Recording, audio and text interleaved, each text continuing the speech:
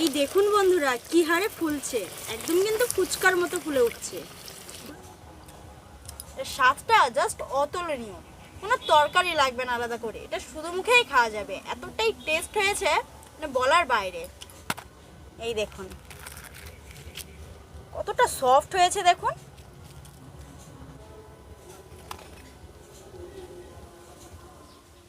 নমস্কার বন্ধুরা। আচ্ছা, রুটি বা পরোটা খেয়ে কি আপনি বোর হয়ে গেছেন? তাহলে আজকের এই রেসিপিটা শুধুমাত্র আপনার জন্য।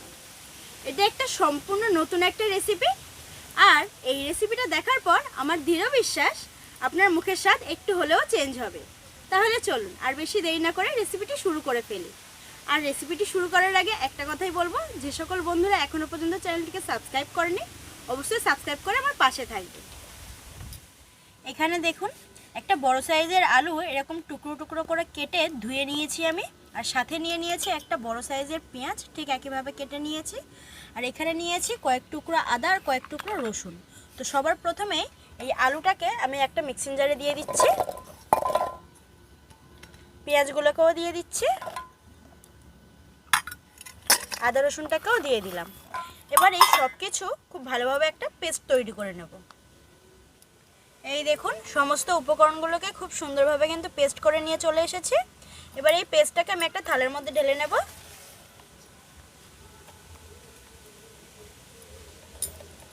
এখন এই পেস্টের মধ্যে দিয়ে দেব অল্প একটু সুজি, দিয়ে দিচ্ছি পরিমাণ মতো লবণ, অল্প একটু হলুদ গুঁড়ো, অল্প একটু ধনে গুঁড়ো, অল্প একটু জিরে গুঁড়ো, 1 চামচ চিলি ফ্লেক্স, তবে বাচ্চাদের জন্য বানালে এই ঝালটাকে বাদ দিয়ে দেবেন, 1 চামচ সাদা তিল, অল্প একটু কুচিয়ে নেওয়া কারি পাতা, আর সবশেষে দিয়ে দেবো অরিগানো। তবে আপনাদের কাছে অরিগানো না থাকলে জোয়ান ব্যবহার করতে পারেন। দিয়ে সব কিছু খুব ভালোভাবে মিশিয়ে নেব। বন্ধুরা, এই রেসিপিটি দেখার পর আমার দৃঢ় বিশ্বাস আপনারা পরোটা বা রুটি খাওয়ার কথা কিন্তু ভুলেই যাবেন। তো এই মিশ্রণটা কিন্তু খুব ভালোভাবে মিশিয়ে নিয়েছি। এবার 5 মিনিটের জন্য এই মিশ্রণটাকে ঢাকা দিয়ে রেখে দেব।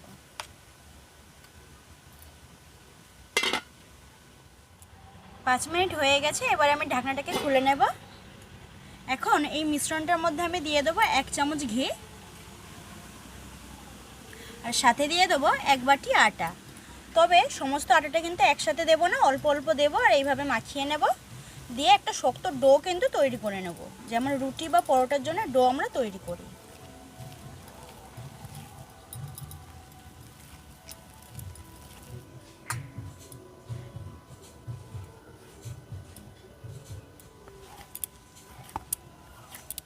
এখন এই আটাটাকে খুব সুন্দরভাবে মেখে নিয়েছি, আর এই আটাটা মাখতে আমার এখানে এই বাটির 1.5 বাটি আটা লেগেছে। তো এবারে এই আটার ওপরে আমি অল্প একটু সাদা তেল মাখিয়ে 5 মিনিটের জন্য রেস্টে রেখে দেবো।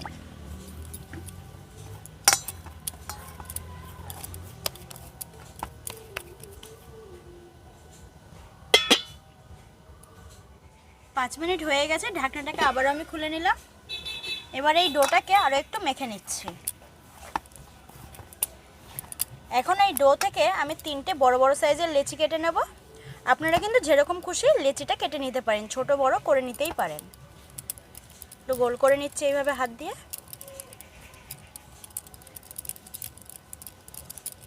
দিয়ে একটা প্লেটের ওপরে এই লেচিটাকে আমি নিয়ে নিলাম। এবার এর ওপরে অল্প একটু শুকনো আটা ছড়িয়ে একটু বড় করে বেলে নেব।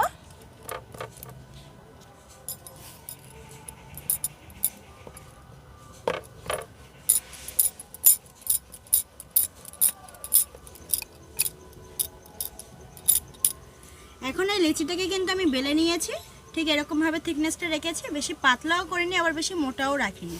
তো এখন একটা আমি এখানে গ্লাস নিয়ে নিয়েছি। তো এই গ্লাসের মাপে আমি এই পুরিগুলোকে কেটে নেব।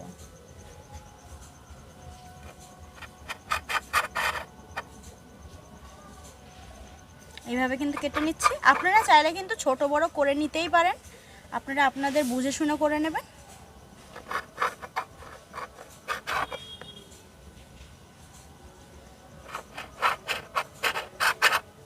এখন এই এক্সট্রা অংশটাকে আমি তুলে নেব।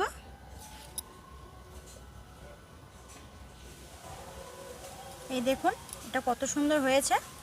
তো এইভাবে কিন্তু এগুলোও তুলে নেবো, আর এক্সট্রা অংশটাকেও তুলে আমি এইভাবে বাদ দিয়ে দেবো। তো বাদ দেবো মানে এটা দিয়ে কিন্তু আবার এরকম কিন্তু আমি পুরি তৈরি করে নেব। দেখুন কতটা সুন্দর হয়েছে দেখতে। তো এইভাবে কিন্তু বাকিগুলোও আমি তৈরি করব।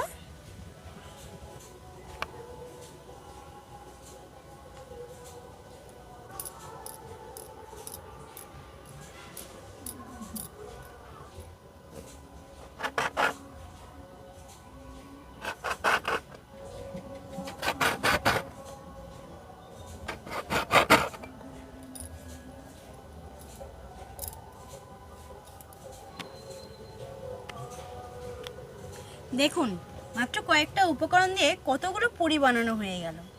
চলুন এবার সরাসরি উনুনের কাছে চলে যাই। উনুন জ্বালিয়ে একটা কড়াই বসিয়ে নিয়েছি। এখন এই কড়াইয়ের মধ্যে দিয়ে দেবো সাদা তেল।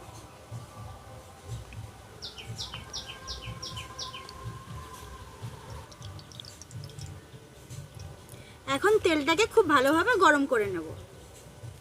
এখন তেল খুব ভালোভাবে গরম হয়ে গেছে। এবার এক একটা পুরি তেলের মধ্যে দিয়ে খুব ভালোভাবে ভেজে নেব।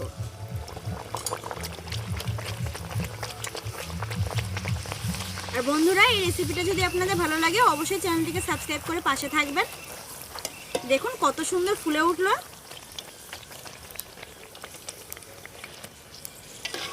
দেখুন একটা পুরি কিন্তু ভাজা হয়ে গেল। দেখুন একদম কিন্তু ফুলকো ফুলকো হয়েছে পুরিগুলো। তো এইভাবে কিন্তু প্রত্যেকটা পুরি আমি ভেজে নেব।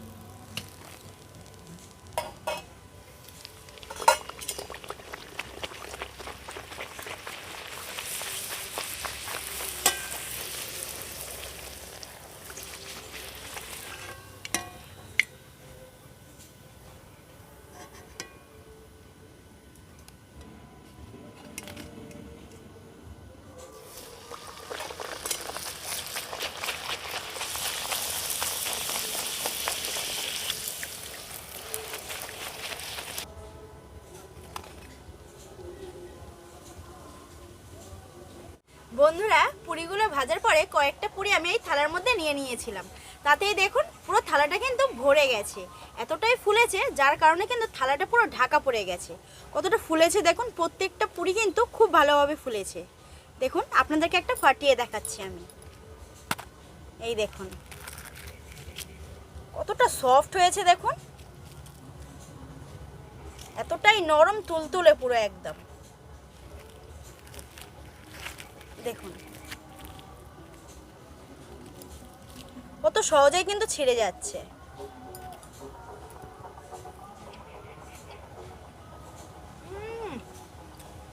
এর স্বাদটা জাস্ট অতুলনীয়, কোনো তরকারি লাগবে না আলাদা করে, এটা শুধু মুখেই খাওয়া যাবে। এতটাই টেস্ট হয়েছে মানে বলার বাইরে।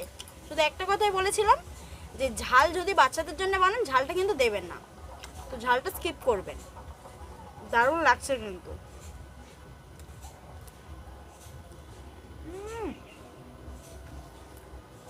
আপনাদের কেমন লাগলো অবশ্যই সেটা আমাকে কমেন্টে জানাবেন। তাহলে বন্ধুরা যারা রুটি বা পরোটা খেতে ভালোবাসেন না, একবার হলেও কিন্তু এইভাবে পুরি বানিয়ে দেখবেন, খেতে কিন্তু দুর্দান্ত হয়। তাহলে রেসিপিটা কেমন লাগলো অবশ্যই কিন্তু জানাবেন। দেখা হচ্ছে পরে কোনো নতুন রেসিপি নিয়ে, ততক্ষণ